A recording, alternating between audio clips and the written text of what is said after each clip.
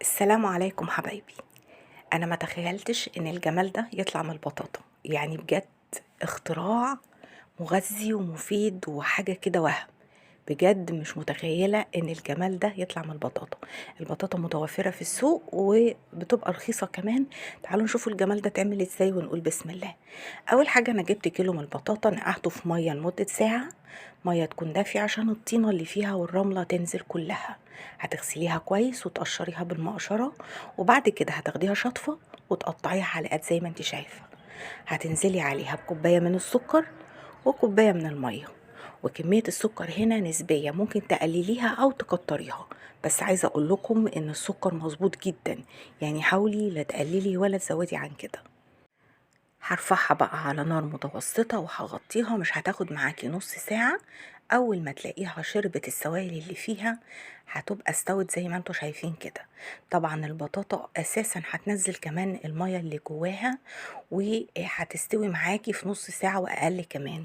زي ما انتوا شايفين انا بالمعلقة بهرسها بتتهرس معايا، يعني لا محتاجة هاند بلندر ولا محتاجة اي حاجة. شايفين سهلة ازاي ومرملة، عايزة اقولكم ان هي تتاكل كده بالمعلقة من غير اي اضافات تانية.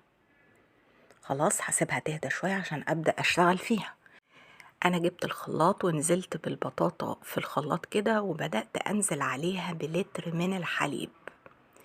لتر من الحليب او 4 كوبايات من الحليب. طبعا هنا الحليب معايا بارد، ونزلت بيه على طول في الخلاط على البطاطا، وهنزل عليهم ب2 باكت من الكريم كراميل.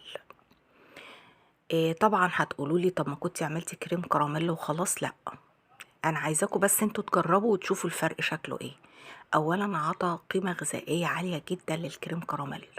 تاني حاجة زود معاكي كمية الكريم كراميل، يعني اقتصادي ومغذي ومفيد. ضربته كويس جدا الخليط، يعني انا طحنته حلو قوي في الخلاط، وبعد كده هبدأ انزله بمصفى.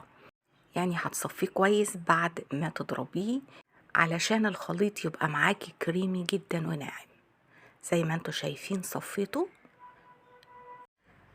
جبته بقى في حلة كده على النار، والنار تكون متوسطة، وايديكي في التقليب المستمر علشان ما يلزقش مننا ويعمل كتل في الخليط، واحنا مش عايزين كده. زي ما انتوا شايفين. اعرف امتى ان الخليط معايا كده جاهز ان انا اصوبه في القوالب؟ لما الاقيه بدأ يغلي. يعني اول ما الخليط يغلي سيبيه دقيقتين 3 بيغلي كده، وابدأي صبيه في القوالب. زي ما انتوا شايفين بدأ يعمل كده فقاقيع في الخليط، هو كده معايا بدأ يغلي خلاص. خليه كده دقيقتين 3 مع التقليب المستمر في الغليان ده، وبعد كده ابدأي صبيه في القوالب اللي انت عايزاه. عايزه تصبيه في قوالب فخار زي ما انا هعمل كده صبيه. هتجيبي الاول بقى الباكت الكراميل اللي بيبقى مع الكريم كراميل، هتبداي تنزلي بيه كده الاول في القوالب، وبعد كده هتصب الخليط وهو سخن. وملحوظه بقى، مش عايزين نسيب الخليط يبرد، لانه لو برد هيجمد معاكي ومش هتعرفي تصبيه كويس.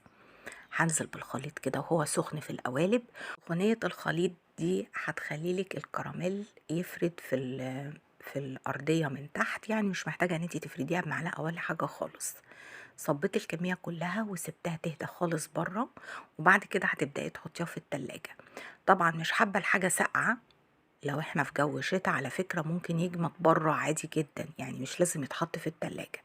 هسيبه بره على الرخامة لمدة ساعة أو 2، هتلاقيه جمد معاكي وراح زي الفل. أنا هنا قلبتلكوا واحد من الفخار، وده بقى شكل تاني. عايزة أقول لكم إنه روعة روعة يا جماعة، عايزاكم تجربوا بجد.